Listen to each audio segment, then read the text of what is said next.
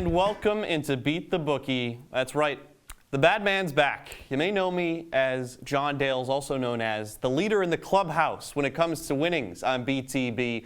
When I came back on the show in the first time this year in early October, I took the lead in the clubhouse with $30+ in winnings, and afterwards it's like I left on vacation, paid my housekeepers to keep my houseplants alive, and when I get back, instead of watering them, they just set fire to every plant in the entire house. So before our studio turns into rubble, the powers that be said, we need you back on the air, and for good reason. Last week, the beat rolled on. Zach Letson came on the program, went 5-5, which isn't that bad, but lost $21.40, and still unbelievably, as we throw up the year-to-date standings on your screen, folks, that showing is good enough for top 5 this year. Losing $21, minus $250 on the entire season. Guys, it's really not that hard. I'll fill you in on a little investing trick that I've come to learn with college football. You pick the team you think is going to win. You don't just blindly choose somebody, then say a decade of the rosary and pray that it hits. And if you're saying, well, that's not what anyone's been doing, the numbers say otherwise, okay? So take some notes because Professor Dales is about to start sports handicapping class right now, and we start with our big games and the Power 5 Conference Championship games. The Pac-12 plays its conference title game tonight. Let me start by addressing a team and a fan base who isn't playing in this game. That would be Buckeye Nation. Folks, it's over. It is over. The playoffs is out of the cards this year. I've given up, and so should you. Reason I bring up Ohio State, they need USC to lose this game to get into the playoffs, and that's not going to happen. My first pick is $10 on the Trojans, minus 2.5 points. Caleb Williams basically just won the Heisman last week with his performance against Notre Dame. This team has the eye of the tiger with the playoffs in its sights, and I know what you're going to say. Hey, Utah beat them this year.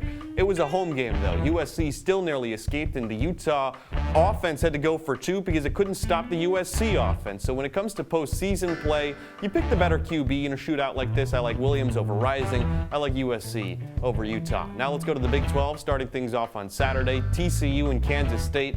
The pick is TCU minus 2.5. Same thing as USC. TCU isn't going to let the playoffs slip away at the last week. The last time that a team inside the top 4 lost on championship weekend to a team not in the top 4, you got to go back to 2017, Ohio State beating Wisconsin and Auburn beating Georgia. Teams with 1 week to go to reach the playoffs, they just don't lose to lesser opponents in times like these. $10 on TCU to win. Now let's go to the SEC. Georgia against LSU. UGA is a 17.5-point favorite. The Dogs let Georgia Tech hang around last week in the first half with a third-string quarterback. They also didn't look great the week before against Kentucky. So LSU, they did lose to A&M, yes, but that slap in the face puts a little bit more of a fuel in their fire than if they escaped like Georgia did. So my pick is $10 on LSU plus 17.5. Georgia will still win, but 17.5 points just seems like way too much. Now let's go to the Big Ten. Michigan taking on Purdue. I'm going to get political here, folks. I got the guts to say it. I like AOC. Aiden O'Connell, that is.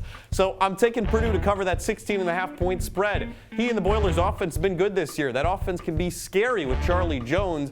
And when Payne Durham and Jeff Brom decide not to spot the other team 30 yards on unsportsmanlike penalties.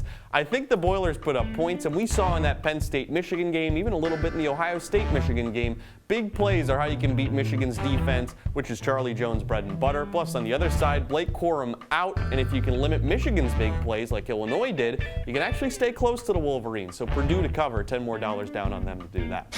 Into the ACC, Clemson taking on North Carolina. And the ACC, credit to them this year, they've taken the Pac-12's role, what the Pac-12 usually has, in having the conference title game that nobody cares about. Because neither of these teams are going to the playoffs. Both of them lost last week, and when it comes down to it, Clemson is the better team, though. So I'm taking Clemson to cover a 7.5-point spread, $10 down on them to do that. 7.5 seems like a lot, but it's the same deal last time I was on the show. Clemson was playing NC State. With Devin Leary still healthy as a 6.5-point favorite, Clemson found a way to cover that spread. So the pick is against my heart, but put $10 down on the Tigers to cover that spread.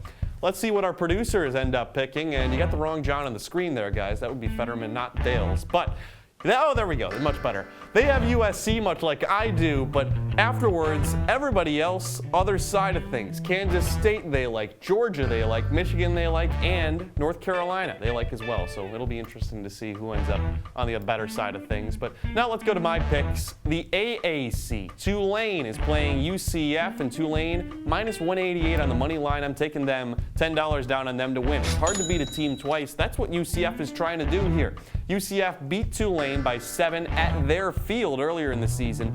It's more of a revenge game now for the Green Wave, and Tulane has had as good of a turnaround as anyone this year.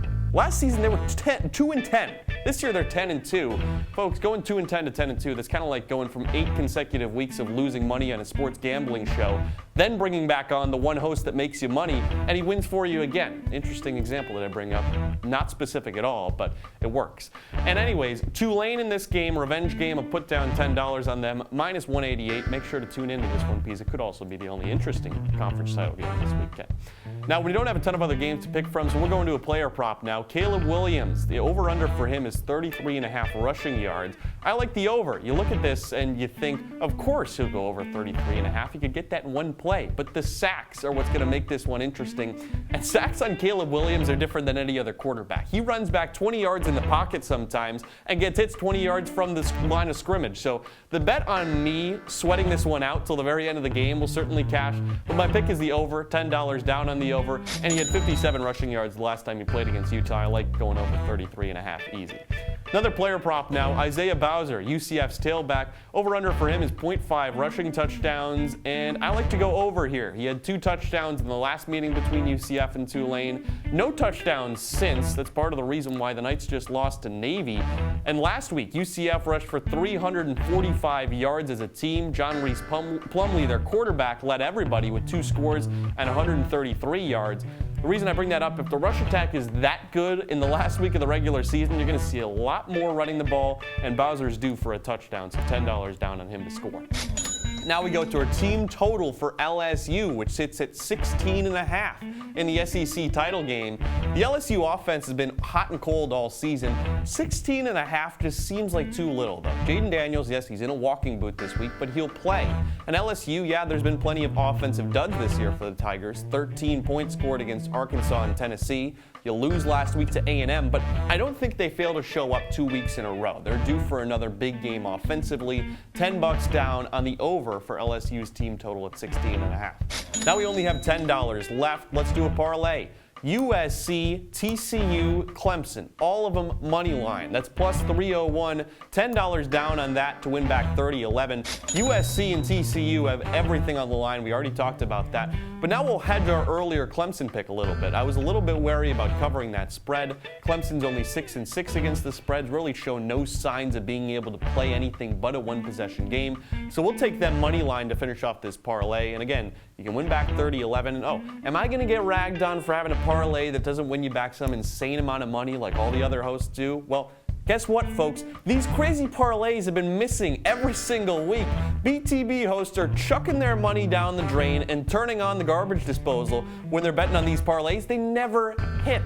Sorry, I had to get that off my chest, but let's look back at all of my picks now. We started with USC covering against Utah, then TCU doing the same thing. LSU to cover as a big underdog, same thing with Purdue.